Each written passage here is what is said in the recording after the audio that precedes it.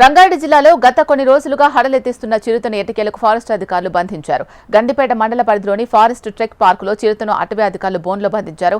గత గురువారం రోజున ఒక అధికారికి చిరుత కనిపించగా అతను ఫారెస్ట్ అధికారులకు సమాచారం అందించారు. అప్పటి నుంచి చిరుతను పట్టుకునేందుకు 14 కెమెరాలను ఏర్పాటు చేసిన అధికారులు 2 బోన్లను ఏర్పాటు చేసి మేక పిల్లను ఎరగా వేశారు. పట్టుబడిన చిరుతను జూ పార్క్ తరలించేందుకు అధికారులు ప్రయత్నాలు చేస్తున్నారు.